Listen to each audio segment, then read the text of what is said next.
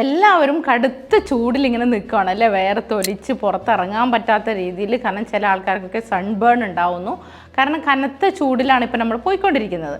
അപ്പോൾ ഈ ചൂടിനെ, പ്രത്യേകിച്ച് നോമ്പ് കാലമാണ്, അപ്പോൾ ഈ നോമ്പ് കാലത്ത് ഈ ചൂടിനെ നമുക്ക് ഒന്നുകൂടി ഒന്ന് ശമിപ്പിക്കാനായിട്ട്, സാധാരണ രാവിലെ ഒക്കെ നമുക്ക് വെള്ളം കുടിക്കാൻ പറ്റില്ല നോമ്പെടുക്കുന്ന ആൾക്കാർക്ക്, ബോഡിയിൽ സ്വാഭാവികമായിട്ടും ഡീഹൈഡ്രേഷൻ സംഭവിച്ചേക്കാം. അപ്പോൾ അങ്ങനെ വന്നാൽ എന്തായാലും നോമ്പ് തുറ കഴിഞ്ഞ് ഈ ഒരു ഫാസ്റ്റിംഗ് അല്ലാത്ത നോൺ ഫാസ്റ്റിംഗ് ടൈമിലൊക്കെ നമ്മൾ കൂടെ നമ്മൾ എന്ത് ചെയ്യാം, വെള്ളം കുടിച്ചുകൊണ്ടിരിക്കുക.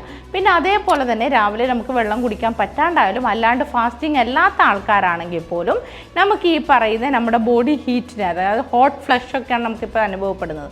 അപ്പോൾ ഈ വരുന്ന ഹോട്ട് ഫ്ലഷസിനെ നമുക്ക് കുറക്കാനായിട്ടുള്ള കുറച്ച് അക്യുപഞ്ചർ പോയിൻറ്റ്സ് ഉണ്ട് കേട്ടോ. ഈ പോയിൻറ്റ്സ് നമ്മൾ സ്റ്റിമുലേറ്റ് ചെയ്യുകയാണെങ്കിൽ നമ്മുടെ ബോഡി നന്നായിട്ട് കൂളാവുന്നതായിട്ട് നമുക്ക് കാണാം. ഭയങ്കരമായിട്ട് കൂളായി ഒരു ബോഡി ടെമ്പറേച്ചറിനെ ബാലൻസ് ചെയ്യാനായിട്ട് നമുക്ക് സാധിക്കും. അപ്പോൾ ഈ കാണുന്ന അക്യുപഞ്ചർ പോയിൻറ്റ്സിൽ നിങ്ങൾ സ്റ്റിമുലേറ്റ് ചെയ്യുകയാണെങ്കിൽ നമുക്ക് ഈ പറയുന്ന ബോഡി ടെമ്പറേച്ചറിൽ നിന്നും നമുക്ക് ഒരു പരിധി വരെ നല്ല രീതിയിൽ തന്നെ കൂളാവാനായിട്ട് സാധിക്കും. അപ്പോൾ എന്തായാലും നിങ്ങൾ ഈ ഒരു ഹോട്ട് ഒരു സമയത്ത്, അതായത് നമ്മുടെ ചൂട് കാലാവസ്ഥയിൽ തീർച്ചയായിട്ടും നിങ്ങൾ ഓരോരുത്തർക്കും ചെയ്ത് നോക്കേണ്ട ഒരു അക്യുപഞ്ചർ പോയിൻറ്റും കൂടിയാണ്. അതേപോലെ തന്നെ തണുത്ത പാനീയങ്ങളൊക്കെ നിങ്ങൾ ധാരാളം കുടിക്കുക.